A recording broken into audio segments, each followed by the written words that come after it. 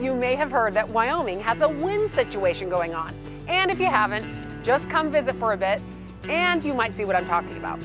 Or maybe you should watch my video about the pros and cons of living in Casper to find out whether the wind is a pro or a con or both. Hi, I'm Alisha Collins with RE/MAX the Group and the Alisha Collins Real Estate Team. If you want more information on Wyoming and more specifically Casper, click the subscribe button and the bell so you are notified when we post a new video. Let's talk about the state of the wind in Wyoming. Even though it might feel like it sometimes, Wyoming is not the windiest state in the United States. Yep, I was surprised by that too. It is in the top 10 though. So how do you make it on the top 10 windiest states list? Does it mean that the winds blow all the time in every part of the state? Not quite. And where exactly does Wyoming fall on the top 10 list? It depends how you measure the wind. I'm not a meteorologist. My specialty is real estate. So if you were looking for the least windiest neighborhood in Casper, I'm your girl. If you want some facts about wind in Wyoming, stick around and I will lay some on you. According to USA.com, a site which has a top of different rankings on just about everything in the United States, Wyoming comes in at 4th on the list with an average wind speed of 20.88 miles per hour. Washington, D.C. tops that list with an average wind speed of over 31 miles per hour. I am glad I don't live there. After D.C. comes South Dakota, Montana, and then Wyoming. Montana's average wind speed is pretty close to Wyoming, coming in at just over 21 miles an hour. As a comparison, Delaware comes in at the least windiest state on this list with an average wind speed of 12.91 miles per hour. 20.88 miles per hour doesn't seem that bad to me. On World Population Review, Wyoming shows up at number 2 with a mean wind speed of 21.5 miles per hour, measured from the windiest 10% of the state. According to this measurement, Wyoming is second only to Alaska. Montana and South Dakota do show up on the top 10 of this list, but lower than Wyoming. So what does this tell us? Wyoming is definitely windy, but not the windiest, and it depends on how and where you measure it. So instead of averages, what should we look at next? How about the top wind speeds recorded in Wyoming? I tried to find a simple chart with some top speeds in key locations, but apparently it isn't that easy. I heard that they don't really keep track of it the same way they do with temperature records. Instead, I found a bunch of news stories with some staggering wind numbers and some anecdotes about wind in Wyoming. Do you know that Worland is considered to be the least windiest city in Wyoming? Located in the Bighorn Basin, it's a bit more sheltered than other parts of the state, resulting in pretty low wind speeds. In fact, their highest annual wind speed is usually in the spring and tops out at about 7 miles per hour. Like other areas, they do get gusty days and have recorded wind gusts as high as 28 miles per hour. Towards the southern part of the state, Rawlins is considered the windiest city in the state, with wind speeds averaging 12.9 miles per hour.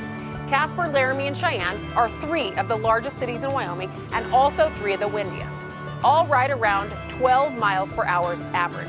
So where does the 21 miles per hour average come from if the cities show around 12 to 13 miles per hour? I can tell you that in several news stories, Mount Coffin on the western side of the state has recorded gusts up to 120 miles per hour and even as high as 134 miles per hour.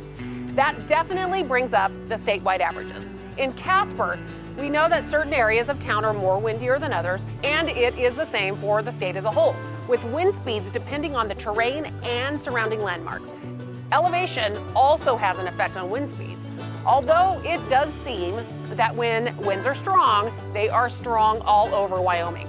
On the same day that it was the gust of 134 miles per hour recorded at Mount Coffin, the Natrona County International Airport recorded a wind gust of 53 miles per hour. It was also the day that the wind took down a 30-foot sign, one of Casper's McDonald's Golden Arches. It was amazing that nothing else and no one was hurt when the sign went flying.